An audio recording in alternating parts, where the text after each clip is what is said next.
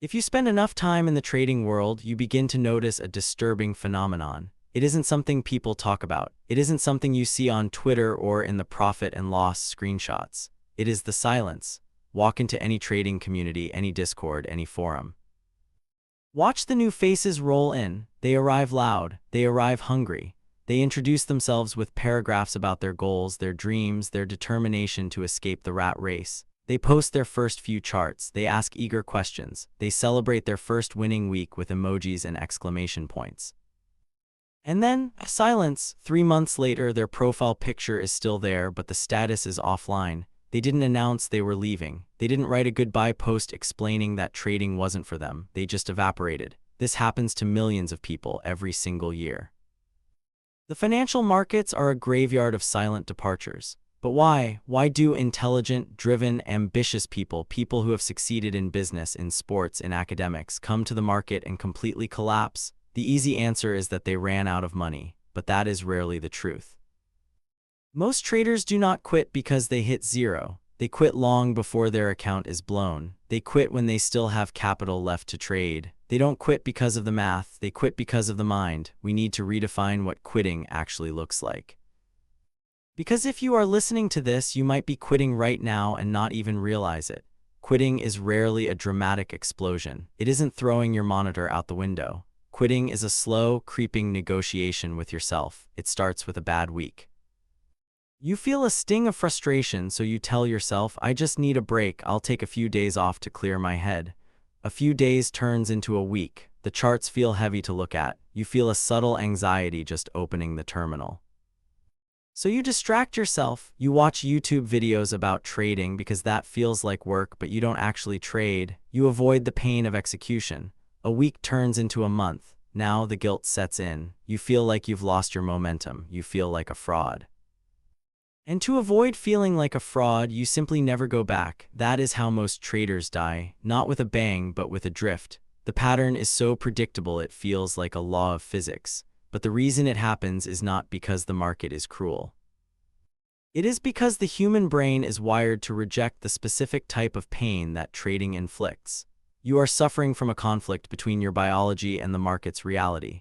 And until you resolve that conflict, you will remain in the cycle of starting, stopping, and eventually disappearing. To understand why you want to quit, we have to look at how you were raised. From the moment you entered kindergarten, you were programmed with a very specific equation for survival. It is the equation of the modern world: input equals output. If you study for 5 hours, you get a B. If you study for 10 hours, you get an A. If you work at a job for 40 hours, you get a paycheck for 40 hours. If you go to the gym and lift weights, your muscles get stronger. This is the employee mindset. It is linear, it is fair, it is predictable. Effort correlates with reward, but then you step into the financial markets. You bring that same equation with you. You think, if I study charts for 12 hours a day, if I backtest for weeks, if I work harder than everyone else, I will be rewarded. So you put in the work, you grind, you sacrifice your sleep, you prepare a perfect trade plan, you execute flawlessly. And the market takes your money. Not only does it take your money, it moves instantly in the opposite direction, laughing in your face. In a normal job, if you work 40 hours and your boss refuses to pay you, that is theft. You would be furious. You would quit. In trading, you can work 40 hours, do everything right, and end up with less money than you started with. This violation of the input equals output contract destroys the human spirit. Your brain scans the environment and screams, something is wrong, this is broken, this is unfair. When hard work results in punishment, the brain's defense mechanism kicks in. It tries to protect you. It says, stop doing this activity. It causes pain. It yields no food. It yields no status. It only yields suffering. Quit. This is why you feel that heavy resistance in your chest after a losing streak. It isn't just sadness. It is your biological programming trying to save you from wasting energy on a broken system. Most traders interpret this feeling as a sign that they are broken. They think, I'm just not smart enough, I don't have the talent. But that is a lie. You aren't broken. You are just trying to play a game of probabilities with a mind that is addicted to certainties. You are trying to be an employee in a realm that punishes employee thinking. The market does not care about your effort. It does not care how many hours you studied. It does not care about your rent is due. It only cares about your execution and your ability to endure the variance. But because you haven't shifted your mindset, every loss feels like an injustice, and humans cannot tolerate injustice for long, so they walk away, and this brings us to the deepest poison of all. The thing that actually drives the nail into the coffin of your trading career: hope. Most people come to the markets because they are running away from something. They are running from a job they hate. They are running from debt. They are running from the feeling of being average. They view trading as their savior. They look at the charts and they don't see candlesticks. They see salvation. They see the car they want. They see the freedom to travel. They see the respect of their peers. They are trading on hope. But the market is a cold, unfeeling machine designed to extract money from the hopeful and give it to the disciplined. When you trade on hope, every position carries the weight of your dreams. You aren't just buying the EUR/USD, you are buying your freedom. So when that trade goes red, you aren't just losing $50, you are losing your freedom. You are losing your dream. You are being dragged back to the reality you are trying to escape. The emotional pain of that loss is magnified by 1,000 times. It feels physical. It feels like a punch to the gut. This is why the quit rate is so high. The pain of having your hope crushed repeatedly is more than most people can bear. Imagine a trader named Sam. Sam hates his boss. He has $5,000 in savings. He tells himself, if I can just make $200 a day, I can quit my job in 6 months. He sits down at his computer. He is anxious. He needs this to work. He sees a setup. It's not perfect, but he takes it because he needs the money. The trade goes against him. He moves his stop loss because he cannot afford to lose. He holds on to the loser, hoping, praying it comes back. It drops further. Finally, he panics and closes it for a massive loss. Sam sits back in his chair. He feels sick. He feels stupid, but mostly he feels trapped. The market, which was supposed to be his escape hatch, has just become another prison. He closes his laptop. He tells himself, I'll try again next week. But deep down, a part of him has already decided to quit. Because the pain of looking at that chart is now associated with the pain of his failure as a man. This is the diagnosis. If you are struggling right now, if you feel the urge to quit, it is not because you can't read a chart. It is because you are caught in the trap of the employee mindset and you are intoxicated by hope instead of grounded in probability. You are fighting a war against your own expectations. But here is the good news. The very fact that you are still here listening to this means you haven't completely given up yet. You are hanging on by a thread, and that thread is all we need. Because the difference between the person who quits and the person who makes millions is not a better strategy. It is a shift in how they perceive this pain. To understand how to make that shift, we have to look at someone who didn't quit. We have to look at a trader who faced this exact same darkness but found a way to turn the lights on. Let's talk about Lucas. I want to introduce you to Lucas because he is dangerous. He isn't dangerous to the market, he is dangerous to himself. And the reason he is dangerous is that he looks exactly like a successful trader on the outside. Lucas is not Musa, the reckless gambler we talked about before. Lucas is smart. He is 28 years old. He has a degree in engineering. He is organized. He is logical. He didn't come to the market looking for a Lamborghini next week. He came looking for a sustainable second income. He did everything right. Before he risked a single dollar, Lucas spent 3 months studying. He read the books. He watched the courses. He learned about support and resistance, supply and demand, liquidity sweeps, and risk management. He backtested his strategy until he had 100 trades of data proving it worked. He opened his live account with $2,000, money he could technically afford to lose. He was ready. The first month was okay. He won some, he lost some. He ended the month down $40. No problem, he thought. Tuition fees. The second month, he was more disciplined. He followed his rules perfectly. He waited for the setups. He managed his risk. He ended the month down $85. He felt a twinge of annoyance. He was working hard. He was studying charts for 3 hours every night after his engineering job. He was sacrificing his weekends, but he kept going. Month 3, he changes his strategy slightly. He tightens his stop losses. He ends the month break-even, plus $12.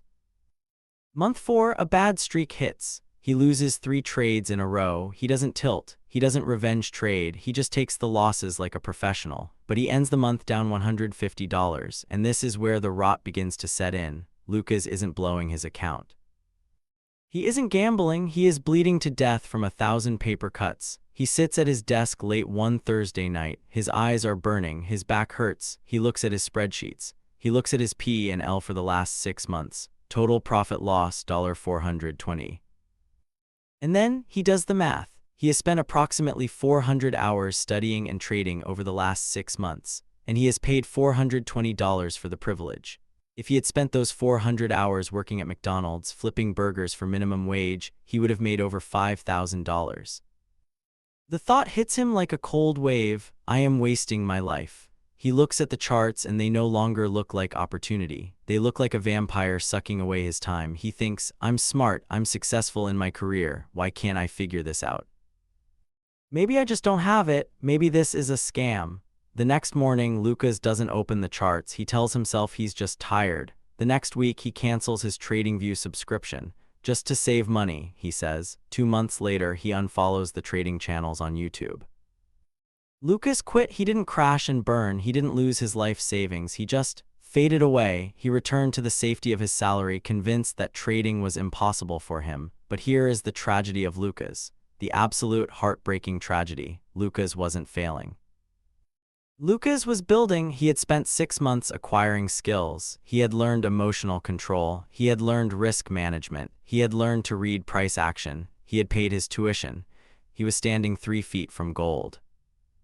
But because he was judging his success by his bank account instead of his skill set, he felt like a failure. He walked away right before the transformation was about to happen. Lucas's story is the story of almost every failed trader.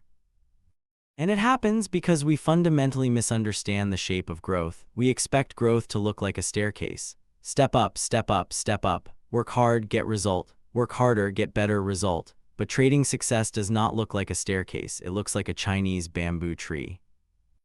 If you plant a bamboo seed, you have to water it and fertilize it every single day. In the first year, you see nothing. Absolutely nothing breaks the soil. In the second year, you water it, you protect it. Still nothing. In the third year, nothing.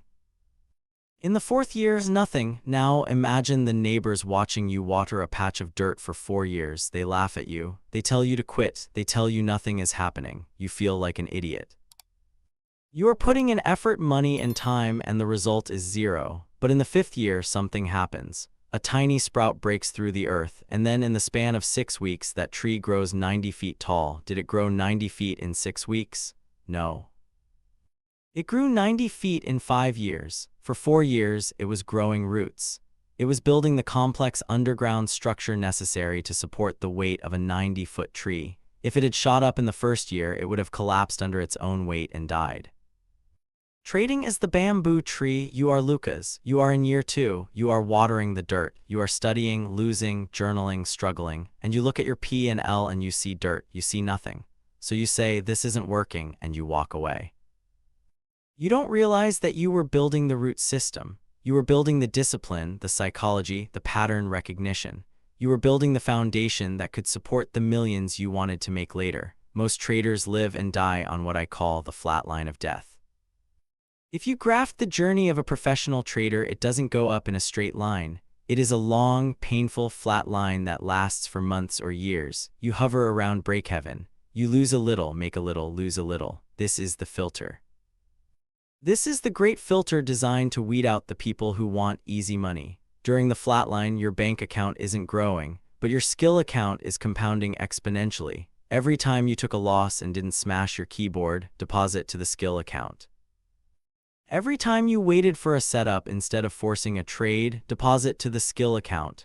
Every time you journaled a mistake instead of ignoring it, deposit to the skill account. Lucas quit because he was checking the wrong account. He was looking at his cash balance, which was $420. He should have been looking at his skill balance, which was reaching the tipping point. The mindset shift that changes everything is this: you must disconnect your dopamine from your P&L. If you only feel good when you make money, you will quit during the flatline. You have to learn to feel good when you execute correctly, regardless of the outcome. You have to learn to look at a patch of dirt knowing that the roots are growing deep and say, I am making progress, even when the world tells you that you are failing. But doing this alone is almost impossible. Standing in the dirt, watering it for years while everyone tells you you're crazy, that is a lonely, lonely place. And isolation is the second reason Lucas quit. He was fighting a war in his own head with no allies. Before we go deeper into the psychology of why we break, I need to pause on that last point. Isolation. Lucas failed because he was alone. Think about it. When you are at a normal job and you have a bad day, you turn to your coworker and you vent. You say, man, the boss is a nightmare today. And they say, yeah, tell me about it. You share the burden, you feel understood. But in trading, you are sitting alone in a dark room. The only thing staring back at you is a monitor. When you lose $500 in 10 minutes, who do you tell? You can't tell your spouse, they'll tell you to stop gambling. You can't tell your friends, they don't understand why you didn't just buy low and sell high. So you swallow it, you internalize the failure. You sit there with that heavy rock in your chest, and the echo chamber of your own mind starts to scream at you. You're stupid, you're reckless, you're never going to make it. This isolation amplifies the pain. It turns a bad trade into a bad life. We talked earlier about building a Discord community, and this is exactly why. It's not about signals. It's not about me telling you what to buy. It is about environment. It is about having a place where you can say, I followed my plan, took a loss, and I feel like garbage, and having 50 people reply, good execution. The result doesn't matter. We've been there. Keep going. That validation is the oxygen that keeps you alive during the flatline. It is hard to rewire your brain alone. It is much easier when you are surrounded by people who are all rewiring their brains together. If you feel like you are drowning in silence, check the link below.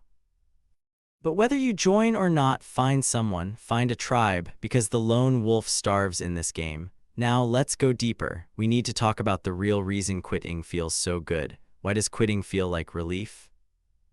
Why does closing the charts after a loss feel like taking a heavy backpack off your shoulders? It's because you have committed the cardinal sin of trading. You have attached your identity to your P and L. Most men and women define themselves by their competence. I am a good engineer. I am a good father. I am a smart person. When you enter the market, you subconsciously attach your self-worth to the outcome of your trades. If the trade is green, you think, I am smart, I am successful, I am worthy. If the trade is red, you think, I am stupid, I am a failure, I am broken. Do you see the danger here? When you lose a trade, you aren't just losing money, you are losing status. You are taking a direct hit to your ego. Your ego is the bodyguard of your identity. Its only job is to protect you from feeling worthless. So when the ego sees that trading is making you feel stupid, it steps in and says, quit. If we quit, the ego says, we can't lose anymore. If we quit, we can go back to being a smart engineer or a good employee. We can stop feeling like a loser. Quitting is a defense mechanism. It is your ego trying to save your self-esteem. To survive, you have to perform a psychological amputation. You must sever the nerve that connects your self-worth to your money. You are not the trade. You are the executor of the system. If you follow your rules perfectly and lose money, you should feel proud. Why? Because you did your job, you executed the system. The result was just probability doing its thing. If you break your rules and make money, you should feel ashamed. Why? Because you were a bad operator who got lucky. The moment you shift your pride from making money to following rules, the urge to quit begins to fade. Because you can always follow rules even when the market is chaotic. You reclaim control over your self-worth. But how do we deal with the financial pain, the actual loss of dollars? This is the final key to the puzzle, the shift that truly changes everything. We need to look at the difference between an employee and a business owner. Imagine you open a clothing store, a retail shop. Before you can sell a single t-shirt, what do? You have to buy inventory. You spend $10,000 buying shirts, pants, and shoes. Now imagine standing in your empty store looking at that $10,000 bill and crying. Imagine saying, oh my God, I lost $10,000. I'm a failure. I'm down $10,000. That would be insane, right? You didn't lose that money. You spent it on inventory. It is a cost of goods sold, COGS. It is a necessary business expense. You cannot have a store without inventory. Now look at your trading. What is your business? Your business is capturing probability. What is your inventory? Your inventory is losing trades. You cannot capture the big winning trades without wading through the losing trades. The losses are the price you pay to find the winners. Every time you take a loss, you are simply buying inventory. I just paid $50 to find out this trade wasn't the one. Okay, next. I just paid $100 in commissions and slippage. Okay, that's the rent. An employee panics when they lose money because it feels like theft. A business owner expects to spend money to make money. If Amazon spends $1 billion on shipping, Jeff Bezos doesn't quit. He knows that expense is required to generate the revenue. You need to treat your trading account like a corporate balance sheet. Commissions, expense, data fees, expense, stop losses, operating expense. When you make this shift, the emotion falls out of the loss. It stops being a punishment and starts being a receipt. I didn't fail, I just paid the bill. Once you stop viewing losses as failures, the urge to quit evaporates. Why would you quit your business just because you had to pay the electric bill? You wouldn't. You would just focus on selling more product. This is the freedom you have been looking for, the freedom to lose without crumbling, but knowing this isn't enough. You can understand the logic, but do you have the stamina to live it? Because the market has one final test for you, a test of pure endurance. We have diagnosed the disease, we have told the story of the failure, we have reframed the psychology. Now we arrive at the solution. If you strip away all the indicators, all the fancy terminology, and all the YouTube gurus, the secret to trading success boils down to one single, boring variable: endurance. If you look at the data, the real data of professional traders who have survived for 10, 20, 30 years, they all share a common trait. They are not all geniuses. Some are terrible at math, some are incredibly risk-averse, others are cowboys. Their strategies are all different. But every single one of them shares the ability to survive. They didn't get smart fast. They stayed stupid long enough to get smart. The market is a filter. It is a giant centrifuge spinning at 1,000 miles per hour, designed to fling the impatient, the weak, and the greedy against the wall. The only goal of the beginner is not to make money. The goal is simply, do not get flung off. If you can just stay in the chair, if you can just survive the flatline, if you can just keep paying your tuition without dropping out, success becomes a mathematical inevitability. Think about it. If you truly learn from every mistake and you never quit, eventually you will run out of mistakes to make. Eventually, you will have seen every pattern the market can throw at you.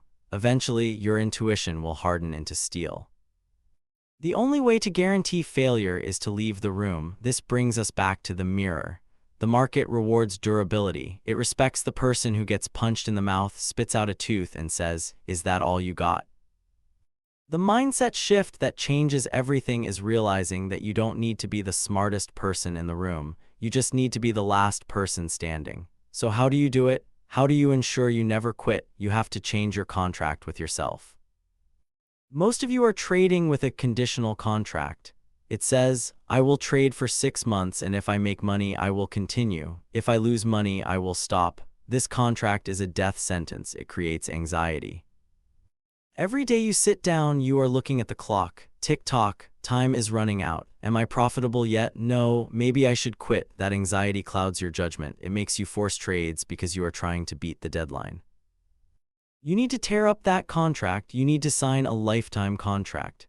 The lifetime contract says, I am going to master this skill. I don't care if it takes 6 months. I don't care if it takes 6 years. I will be here until it works.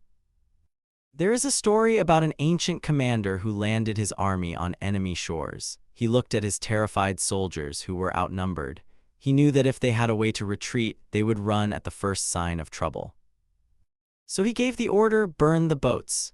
He watched their only way home go up in flames. He turned to his men and said, now there is no retreat. We win or we die. They won. You need to burn your mental boats. You need to remove quitting from the menu of options. When you have a bad day, you can be angry, you can be sad, you can take a walk, but you cannot quit, because quitting is no longer an option that exists in your universe. When your brain knows there is no escape, it stops looking for the exit and starts looking for the solution. I want you to close your eyes for a second. Imagine yourself 5 years from now. You are sitting at your desk. The markets are moving, it's volatile. The old you would have been panicked. The old you would have been sweating, heart racing, praying for the price to turn. But this future version of you, you are calm, you are leaning back in your chair, you take a sip of coffee, you see the setup, you execute. No hesitation, no fear, the trade goes against you, you stop out, you feel nothing, just a data point. The next trade goes in your favor, you take profit, you feel nothing, just business. You have mastered yourself, you have survived the fire. And because you survived, you now have the freedom that everyone else only dreams about. You have the freedom to make money from anywhere in the world. You have the freedom to wake up without an alarm clock. You have the freedom to provide for your family without begging a boss for a raise. That life exists. It is real. People are living it right now, but the price of admission to that life is the pain you are feeling today. The price is the flatline. The price is the losses. The people who have that life are simply the ones who refuse to walk away when it hurt. So the next time you feel that heaviness in your chest, the next time you stare at a red P and L and the voice in your head says, it's time to stop, you look that voice in the eye and you say, I am not an employee, I am a business owner, I am not failing, I am building roots. And I am not going anywhere. The only way to fail is to leave the table, stay in the chair.